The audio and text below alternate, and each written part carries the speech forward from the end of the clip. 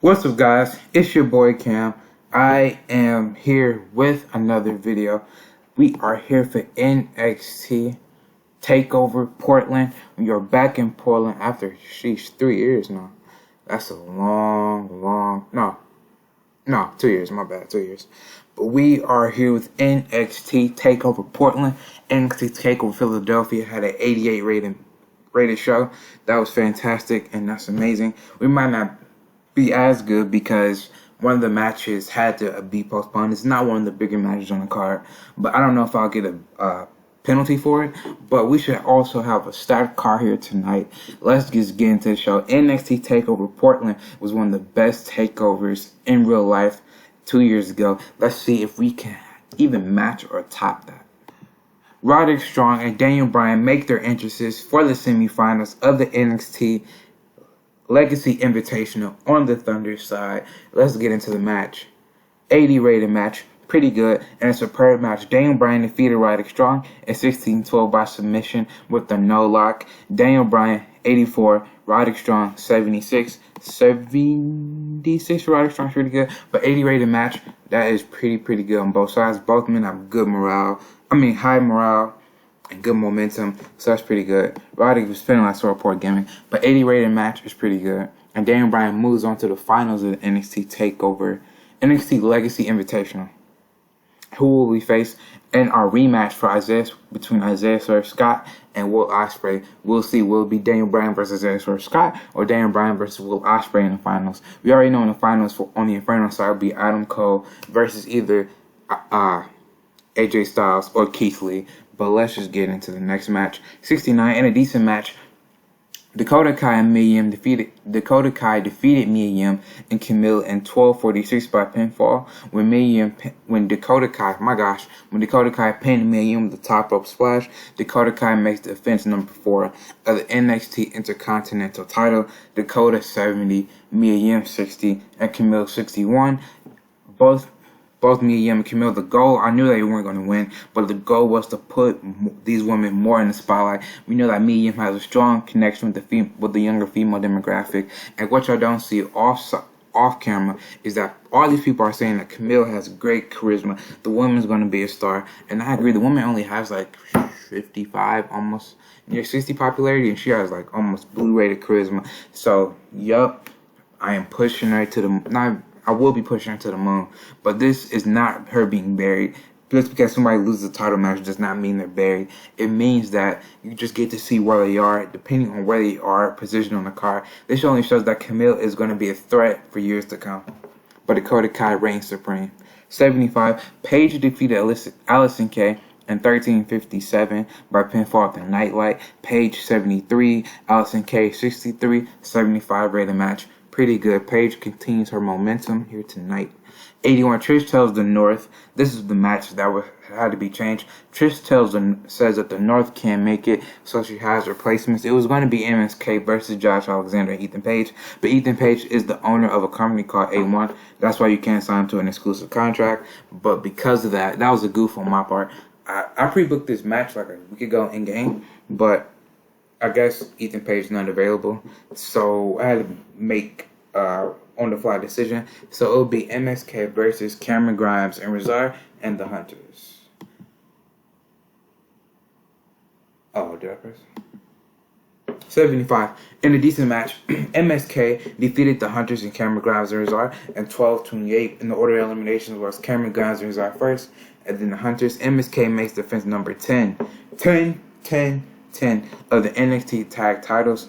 Desmond Xavier 76, Zachary Wentz 72, David Richards 67, Eddie Edwards with the best in the match 77, Razar 55, and Cameron Grimes 58. But MSK make defense number 10 of the tag titles, and they went ahead and beat the Hunters and Cameron Grimes and Razar. Those two teams had their own little issues, so those two kind of cancel out each other, and MSK just took part of the bones because those two have a heated rivalry because the Hunters. It's just a lot going on, but those two teams, the Hunters and Cameron Grimes Razor, those two are having a not blood feud, but those two are having a personal feud right now. Those two teams are having a personal feud right now. So MSK, they're the neutral team involved, and they use that to their advantage. 75, pretty good. 65, okay, in the decent match, Kaylee Ray defeated Thunder Rosa and Siri Kondo in 11:23 when Kaylee Ray pinned Siri with a gory bomb. During the match, we also had Jamie Hayter run in and attack Thunder Rosa. Kaylee Ray 59, Thunder Rosa 63, Siri 59. But Kaylee Ray pinned Siri after Jamie Hayter runs in and attacked Thunder Rosa. You're wondering what happened.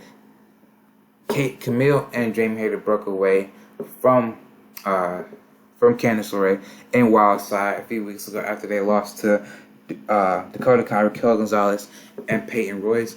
And Camille says she's thankful for all the things that Candice LeRae did for her, but it's time for her to branch out on her own. And then Jamie Hayter says, you helped me get my foot in the door as well, but I'm the heavy for somebody else.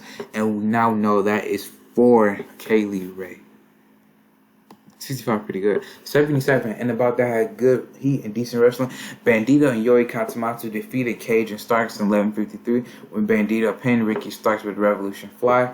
Yuri Tommaso 73, Bandido 75, Ricky Starks 70, and Brian Cage 71. Bandido and Yuri lost a couple times in different single suits. Bandido lost to Finn Balor, and then Yuri Tommaso, he lost to Damian Priest, and he just lost to Damian Priest. I don't want them to be on the wrong track. Cajun Starks, I won't say they're bulletproof, but they're the heels, so they'll be okay. But Bandido, Yuri Tommaso, they need this win more than I thought Ricky and Brian Cage needed it.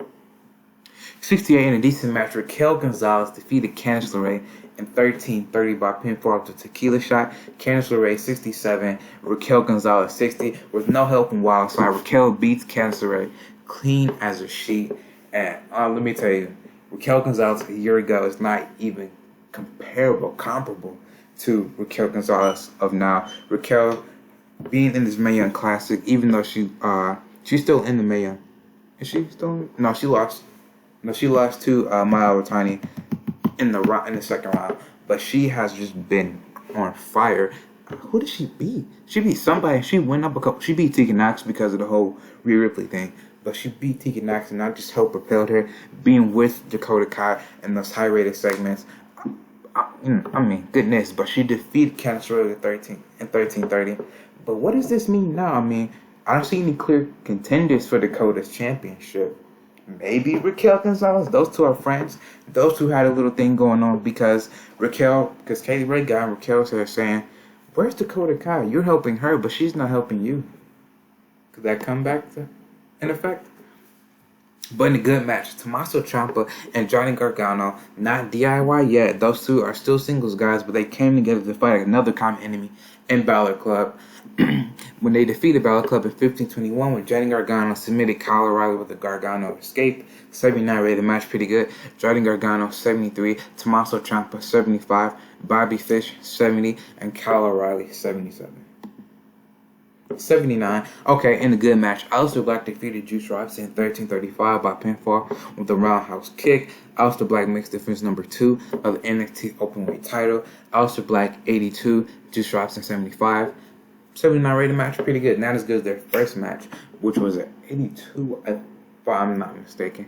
But really, really good match between both these men. Alistair Black, hey, the man's just been on a warpath. He beat The Undertaker, so I thought having the championship, because I know what my plans are for the NXT Heavyweight Championship going into Legacy.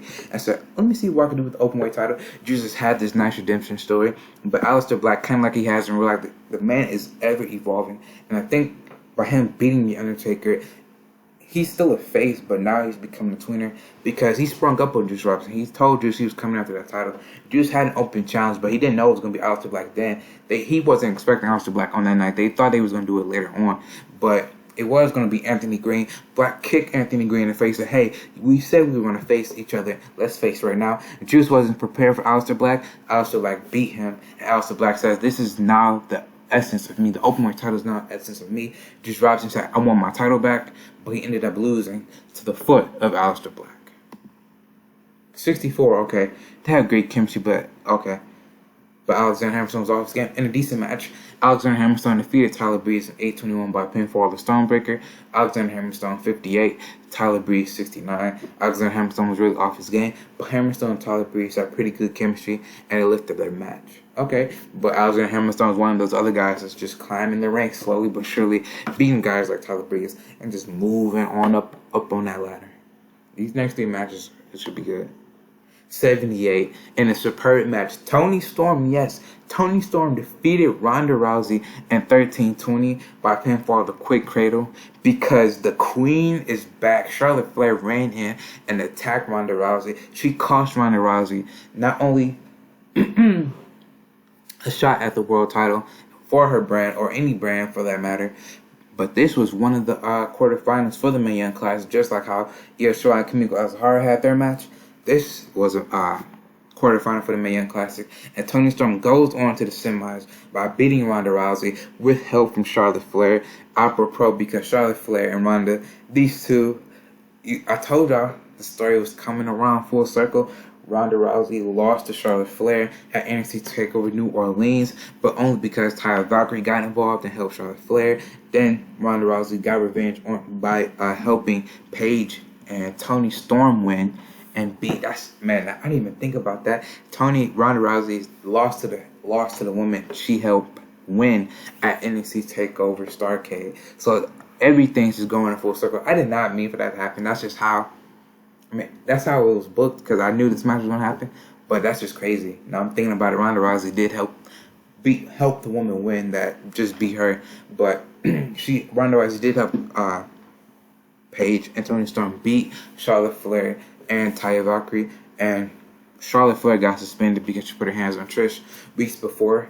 So, and Ronda Rousey said, "Hey Ronda, what did she say when she first got in the company? She don't forget." And she didn't forget. And Charlotte Flair was suspended, and it looks like the suspension has been lifted. Flair is back from suspension and attacks Ronda Rousey for what she did a month back. But a really good match from Toni Storm and Ronda Rousey. Could have probably be upper like 82, 81, but had to keep Ronda Rousey strong because she has 87 pop, and Toni Storm is just cracking the 70s. But Flair is back, and she attacks Ronda Rousey for what they did. Could we see a rematch at Legacy? I don't know. Looks like it could be heading that way. But both women are on both brands, and we already knew the stipulation. Ronda Rousey can be on Inferno, but the only reason she was on this pay-per-view is because of the Mae Young Classic and the interpromotional things. People from different brands have been on other brands, only strictly for tournament purposes for the Mae Young Classic, and that's the only reason Ronda Rousey is on the pay-per-view or on Inferno, or on Thunder. 83. Okay, now that's good as the last match, but 83 is still superb, like the rating said. In a superb match, Will Osprey defeated Isaiah Scott again in 16-1 but this time using underhanded tactics. Will Osprey 86, Isaiah Scott 76. This is really good. They had 85 last time, but 83 this time is pretty good. I knew some people probably wanted Isaiah Scott to win, but I got plans. It's gonna be Will Osprey versus Dan Bryan.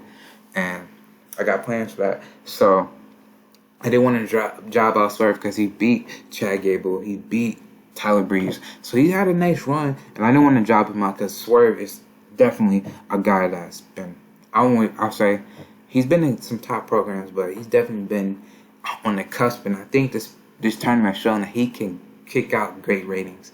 But Swerve 76, Will Osprey 86. But this time, just not to job him out completely. He's not even being jobbed out. But to make him look better, Will Osprey had to use underhanded tactics. Dan Bryan comes out to confront Will Osprey for the Thunder Finals of the NXT Legacy Invitational. Dan Bryan had a good performance. He worked the crowd well. And now for our main event. 70. Oh, they didn't click. F you. They didn't click. F you, man. F you. In about, they had great heat and decent wrestling. Finn Balor defeated Matt Riddle in 16-13 by pinfall at the Brainbuster. Finn Balor makes defense number 4 at the NXT Heavyweight Championship. 76 is not bad, but I'm pretty sure they could have given me like an 82 or 83. I would have been happy with that. Finn Balor 73, Matt Riddle 66. They didn't click. I didn't know that. Dog, they didn't click. Oh my gosh. This should help me. Finn Balor retains the NXT Heavyweight title. 78. That's for the pretty sure because of that. That main event, man. I was hoping that main event would have been better. Man, if we had like an 80, man, this show would have been better. But tell me what you think down below. It was still a great show, not a disappointing one at all. The main event was disappointing, but everything else delivered. Ronda Rousey, Toni Storm, Will Osprey as or Scott, they did really good. Paige vs. Allison K, that was a banger. Dan Bryan, Roderick Strong, burning the house down like MJR said. We had some good matches in between Alistair Black and Juice Robinson. So tell me what you think down below. Let's see, Dan Bryan, praise for great performance. Let's give Ronda Rousey a hug. Point out was a good example. And